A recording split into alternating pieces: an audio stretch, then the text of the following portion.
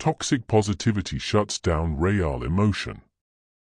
In today's world, we are often told to stay positive, to look on the bright side, and to focus on the good, no matter what life throws at us.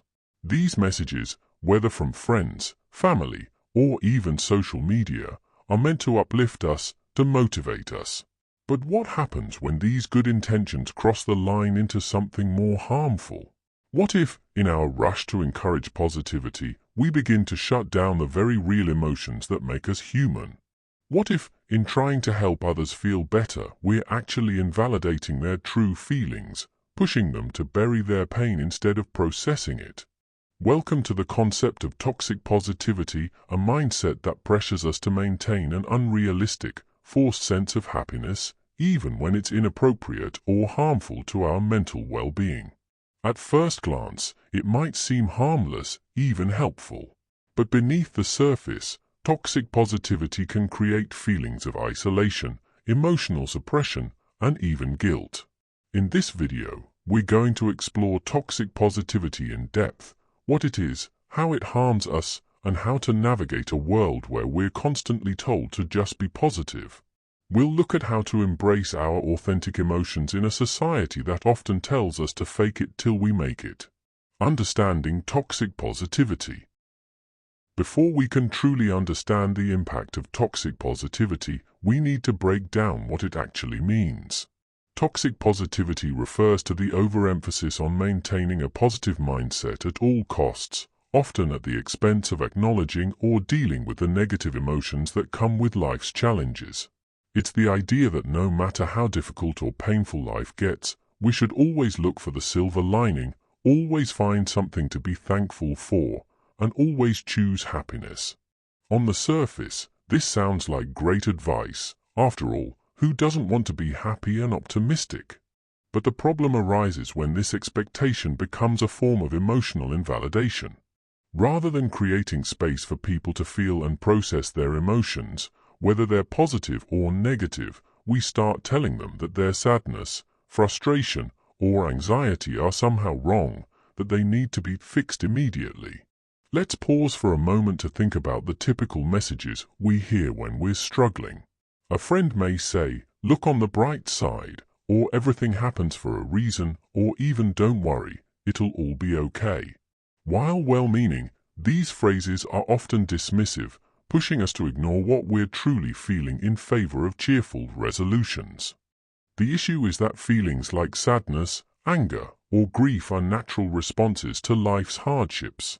But instead of validating these emotions and giving ourselves the space to heal, toxic positivity forces us to repress them. Real-life example. Let's consider John, who recently lost a family member. At the funeral, he shared his sorrow with a colleague, expressing how lost and overwhelmed he felt. The response he received? "It's okay, they're in a better place now." While this statement may be comforting to some, for John, it dismissed the raw reality of his grief. Rather than being allowed to mourn his loss, John was encouraged to quickly move past his feelings of sorrow, something that left him feeling alone and unsupported. Toxic positivity doesn't just tell us to feel happy, it often pressures us to hide our true emotions. The irony is that in trying to help someone feel better, we can actually make them feel worse by invalidating their feelings. The harmful effects of toxic positivity. The damage of toxic positivity isn't just about feeling misunderstood in the moment. The long-term effects are far more significant, especially in a world that's becoming increasingly aware of the importance of mental health and emotional well-being. 1. Emotional suppression. When we constantly try to be positive in the face of adversity, we begin to suppress our true emotions. The message becomes clear: certain feelings are unacceptable. Anger, sadness, fear, these emotions are seen as weaknesses. So we push them down, hiding them from others and even from ourselves. Over time, this emotional suppression can have serious consequences. People who suppress their emotions often find themselves struggling with emotional numbness. At first, it might feel like the sadness is gone, but what we're really doing is numbing ourselves to all emotions, good and bad. Over time, this can result in feeling disconnected from ourselves and others.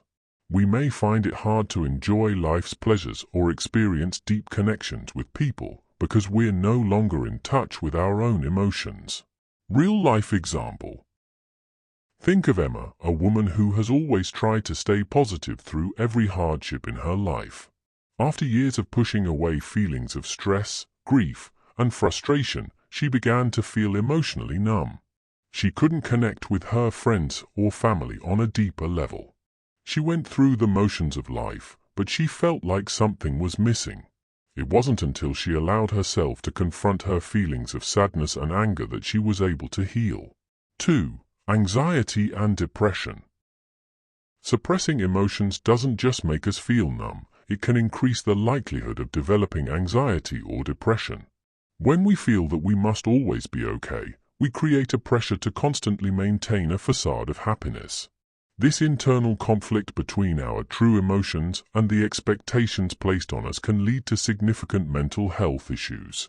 Instead of confronting and processing negative emotions, we often turn to unhealthy coping mechanisms to avoid them.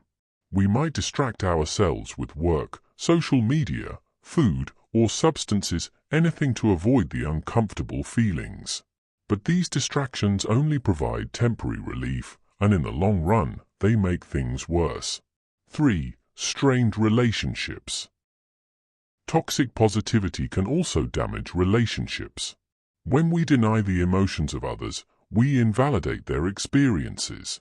This leads to a lack of emotional intimacy, as people start to feel like they can't share their true feelings without being judged or fixed. Imagine you have a friend who always responds to your struggles with upbeat mantras. It could be worse, they say. At least you have a roof over your head. While they might think they're offering comfort, they're actually distancing themselves from you. You don't feel heard or understood, you feel dismissed.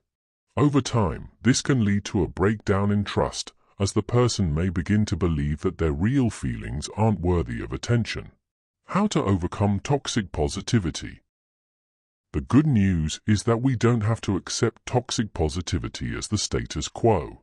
There are practical steps we can take to embrace our true emotions, heal, and create a culture of emotional honesty.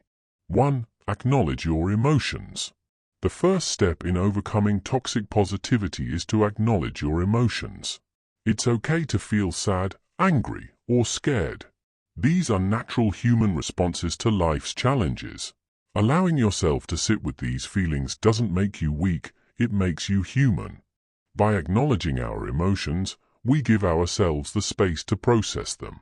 We stop judging ourselves for feeling negative emotions and allow them to pass through us naturally, rather than bottling them up. Real-life example. Take Leo, who had been ignoring his feelings of anxiety about an upcoming exam. He kept telling himself, "I should be calm, I should be confident," but the anxiety wouldn't go away. It wasn't until he accepted that he was nervous and gave himself permission to feel that way that he could move forward. Once Leo acknowledged his anxiety, he was able to prepare more effectively, knowing that the emotion was part of the process. 2. Express your feelings. Expressing your emotions in healthy ways is key to emotional well-being. You don't have to bottle up your feelings or try to push them away. Talk to someone you trust, write in a journal, or express your feelings through creative outlets like art or music. The goal is to allow your emotions to flow rather than stifling them. 3. Create safe spaces for others. If you want to combat toxic positivity in your relationships, start by being a safe space for others. When someone opens up to you about their struggles, resist the urge to offer a quick fix. Instead, listen, let them feel heard and understood without rushing to make them feel better. By doing this, you create an environment where people feel comfortable sharing their true selves, knowing that their emotions are validated. Final reflections. Toxic positivity is pervasive in our society, but it doesn't have to control our lives. By acknowledging our emotions, expressing them in healthy ways, and creating space for others to do the same, we can move toward a more authentic, emotionally honest world. Remember, your feelings are valid. Whether you're struggling or celebrating, embracing your true emotions is the key to healing and growth. Let's stop pretending everything's okay when it's not. Only when we allow ourselves to feel, to grieve, to express, and to heal will we truly be able to thrive. If this video resonated with you, if you've ever been told to just stay positive when you were struggling, or felt like your feelings were dismissed, please take a moment to like this video. And if you want more discussions on modern topics that affect us all, be sure to subscribe for more breakdowns of the issues we face today. Thank you for watching, and remember, it's okay to not be okay. You don't need to mask your true emotions. Embrace them, and give yourself the permission to heal.